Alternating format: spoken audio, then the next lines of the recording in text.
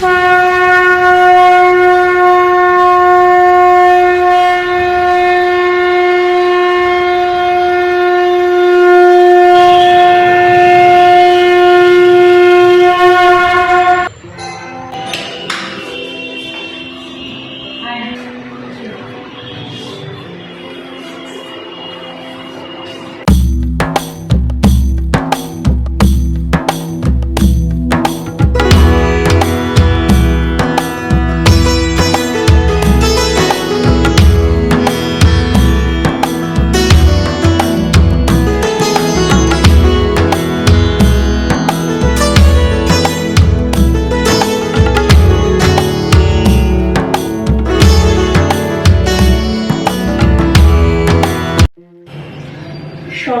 With designer ইরানি মিত্রা। আজকে একটা second episode. সঞ্চালিকার ভূমিকায় আমি কাপুরি সরকার, ম্যামেরই ইন হাউস মডেল। জানি না এটার দায়িত্বটা আমি কি করে পালন করব, চেষ্টা করি। মৃত্যুর ঠিক আগে সে যদি চিৎকার করে উঠত তবে হয়তো বাঁচতে পারত। কেবল বেঁচে থাকবার জন্য ও জীবন ভর নীরব থেকেছে। ম্যাম, আমি এই লাইনটা বললাম, হঠাৎ মনে হলো আমাদের মেয়েদের উপর তো এই যুগে অনেক অনেক চাপ। নিশ্চয়ই তুমি যে এই জায়গাটা অব্দি এসছো, ওর জন্য তোমার অনেক সংগ্রাম আছে। একটু ছাত্রী হিসাবে জানতে চাই, তুমি কি কিছু শেয়ার করবে? সেটাই ভাবছি যে অ্যাকচুয়ালি দিদি তোমার কবিতার মধ্যে নীরব যে বলবে, এই নীরবতাটা কোথাও যেন একটা অস্ত্রর মতো থাকে, যেটা আমি ফিল করেছি। তোমার এই চারটে লাইনকে যদি আমি এক্সপ্লেন করি, বলবো যে এই যে নীরবতা, এটা কিন্তু ভীষণের দান, জানো তো, আঘাত পেয়েও। আমার একটা ছোট কথা মনে পড়ে গেল। আমার ভাই, আমার খুব প্রিয় ভাই, আজকে ওরা আমার যদি একটা গান, পঙ্কজ উদাসের একটা গান গাই, যে আমরা ভীষণ ক্লোজ বন্ডিং ভাই বোনেরা ফ্যামিলির ভেতরে। সেই লাইনটা ছিল, जुल्म सहकर जो उफ नहीं करता उसके दिल भी अजीब होता है। তো ও আমার যদি যা গাইতো, আমি না বুঝতে পারতাম না আমি অ্যাকচুয়ালি ওরকম। তবু আজকের দিনে এই যে তুমি বললে এখানে আসার জন্য, আমি নিরাপত্তার অস্ত্রটা কিন্তু নিয়ে রেখেছি। তবে এটা ভীষণ পাওয়ারফুল একটা অস্ত্র। আমি ঈশ্বরকে সত্য মানে তুমি হয়তো বলবে যে ঈশ্বর মন্দির সব জায়গায় আছে, আমি মানি মানুষের মঙ্গল কামনায়, শত্রুরও মঙ্গল কামনা। ওরা কেউ আমার বললো কিছু নয়, প্লাস সত্য সত্য কোনোভাবেও এই যে নীরব থাকার জন্য অদ্ভুতভাবে আমি যা পেয়েছি পুরোটাই ঈশ্বরের না। আমি তো বলবো এই অস্ত্রটা খুব পাওয়ারফুল।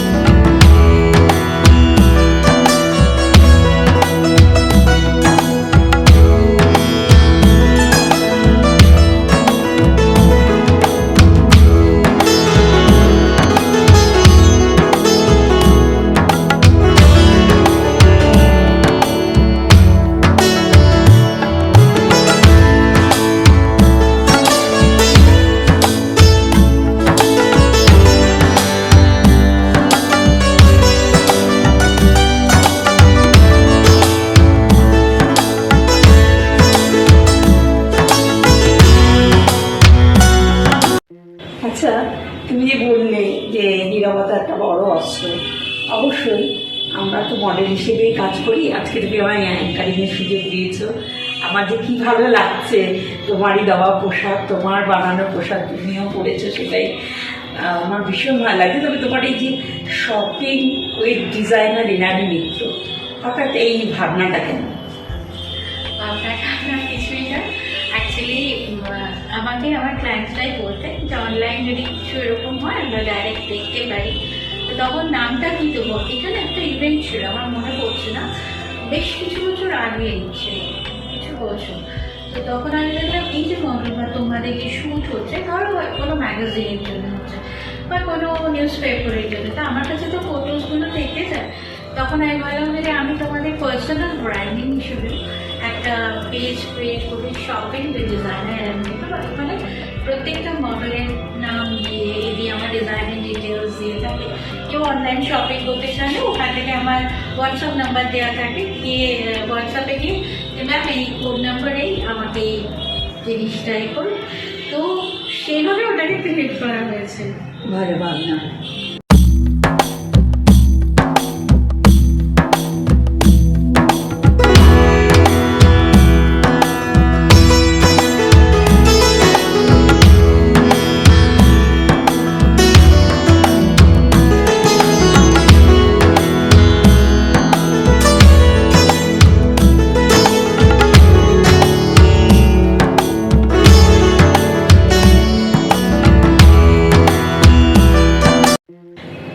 আরেকটা কথা জিজ্ঞেস করতে ইচ্ছে করছে, আজকালকার দিনের মডেলরা কিন্তু খুব বিভ্রান্ত, কারণ অর্গানাইজার অনেক কিছু, তার মধ্যে ক্রাউন কেনা বেচা, এগুলো আমি নিজের চোখেও দেখেছি, নিজের অভিজ্ঞতার থেকেই বলছি, এমন না অন্য কেউ বলেছে আমি সেটা শুনে বলছি।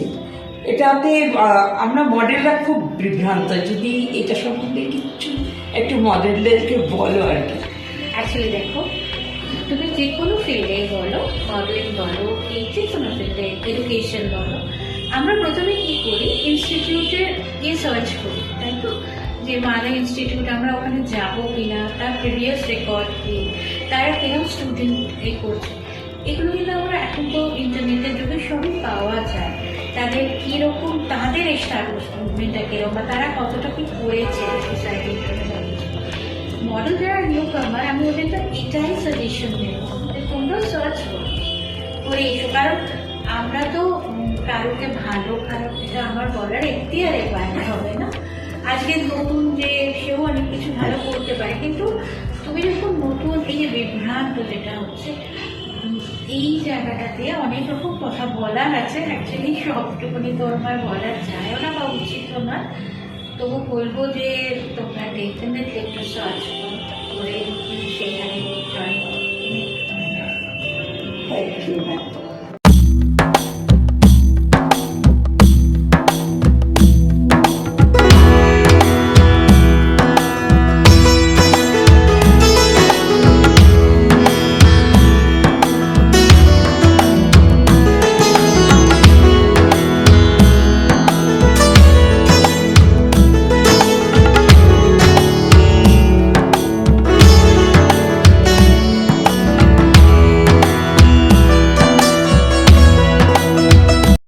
ম্যাম, আজকে যেটা মডেলরা শোকেস করলো তোমার ড্রেস এবং উইন্টার ড্রেস, খুবই ভালো লাগলো, যদি সেটা সম্বন্ধে একটু বলো।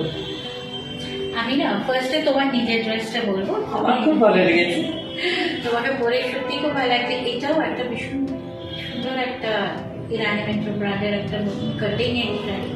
ইনফ্যাক্ট আমিও সেরকমই পরে আছি। তা আজকে আমি যেটা ভাবছিলাম যে আমার আজকে দুজন মডেল এসছেন এখানে। তো একজন হচ্ছে ফিমেল মডেল রাজ রশ্মি আর মেল মডেল রিনান কবির। তো দুজনকে আমি উইন্টার গার্মেন্টসে দিয়েছি, কিন্তু ফিমেল মডেলকে আমি দুটো শাড়িও দিয়েছি, ইরানি মেট্রো এই ওয়েস্টার্ন শাড়ি দুটো। একটা সিম্পল যেটা দেখতে ব্ল্যাক রেড এগুলো দেখা, তো একদম নিচের একদম উইথ মানে এখানকার কার্ভিং করা শাড়ি, ইটসেলফ টেক্সচার করা যেটাকে বলবো। ওটার সাথে তো শাড়িটা একদম ম্যাচিং হয়ে এবার, গেছে, হ্যাঁ। বেনারসি স্টাইলে, মেরুন অ্যান্ড অফ হোয়াইট। হ্যাঁ, তো আমরা কি করলাম যে অ্যাকচুয়ালি মানুষ যখন মেয়েদের দেখবে একটা জিনিস লক্ষ্য করো যে বিয়ে বাড়িতেও 4টে দিন হলো, 4টে দিন আমরা এক ক্যারি করি না। তো আমরা সকালের জন্য একরকম, বিকেলের জন্য এরকম ভাবে তো করি, বা আমাদের নিজেদের ওয়ার্ডরোবে থাকে। তো আমি ওইভাবেই ওকে সাজিয়ে দিয়েছি যে তুমি এগুলো দেবে, যাতে মানুষ বুঝতে পারে, দর্শক যাতে বুঝতে পারে। তো ওকে আমি একটা হোয়াইট রেড যেটা বলবো, আর একটা আমি একটা এরকম ব্ল্যাক দিয়েছি, একটা জারদোজি ওয়ার্কের উপরে এগুলো রয়েছে। কিছু এমব্রয়ডারি পার্সি ওয়ার্কের দিয়েছে, ওটা খুব সুন্দর স্যার, মানে ডিজাইনটা ভীষণ আমার ভীষণ পছন্দের একটা। আমি চাই যে তোমরা এই জেনারেশন, দেখো ইন্ডিয়ান আমরা, আমাদের তো শাড়িটা, এই শল, এগুলো আমাদের একটা ঐতিহ্যের ব্যাপার। তো আমি ঐতিহ্যটাকে মানে অন্যরকম ভাবে, একটু অন্যরূপে প্রকাশ করা। সুন্দরভাবে করেছে, যাতে কি হয় না, একটা জেনারেশন যখন চেঞ্জ হয় না, ব্রেন বা আমাদের দর্শনগুলো চেঞ্জ হয়ে যায়। তো ওরা নতুন জেনারেশনও শাড়ি পরছে, শলও নিচ্ছে, কিন্তু আমি যদি ওদের দর্শনে বা ওদের ভাবনায় গিয়ে কিছু স্কেচ করতে পারি, এই মতোই কিন্তু প্রত্যেক বছরই চেঞ্জ হচ্ছে।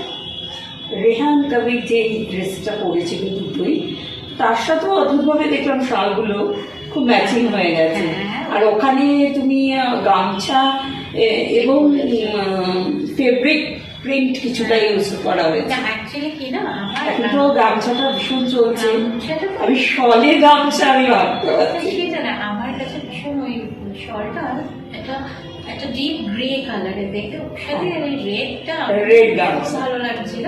অ্যাকচুয়ালি এই যে ফ্যাব্রিক বা এই যে যে যে হয় আর কি, ড্রেসেস বানাতে যা যা প্রয়োজন হয় বিভিন্ন রকম, এরা আমি যেন তোমাদেরও সন্তান রূপে দেখি, ওদেরও দেখি।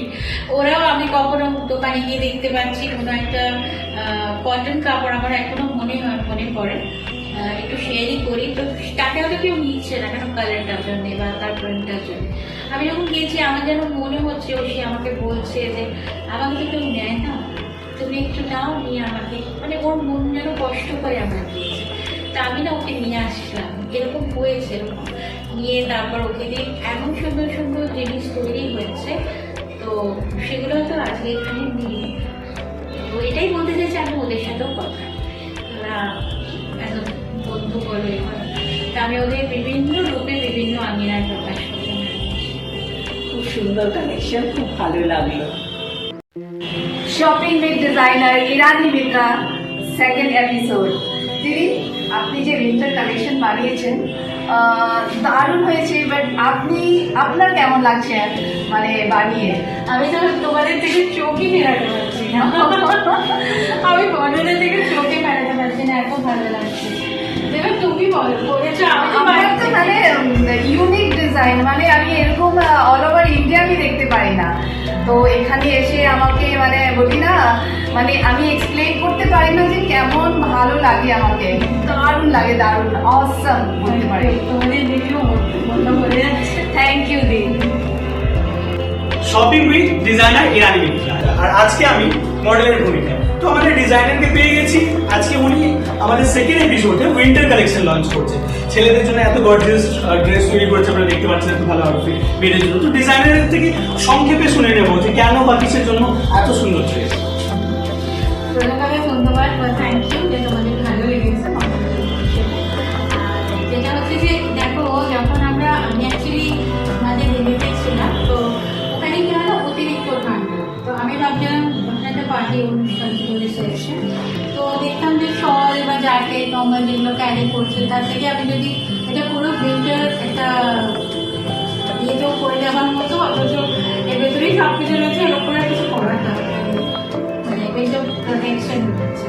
থ্যাংক ইউ ভেরি মাচ, এত সুন্দর ড্রেস ছেলেদের জন্য তৈরি করার জন্য winter collection. Shopping with designer Irani Mitra, ये सेकंड एपिसोड में जो इनका है काम। तो आज मुझे बुलाया गया है मेकअप के लिए। मैं सरिता ऋतु जायसवाल, मुझे ईरानी मैम ने खुद बुलाया है मेकअप करने के लिए। मैंने ईरानी मैम का, काकली दी का, और राज दी का, और रेहान कबीर भैया का भी मेकअप किया है। मुझे बहुत अच्छा लगा यहाँ काम करके। आप लोग बताइए कैसा हुआ है।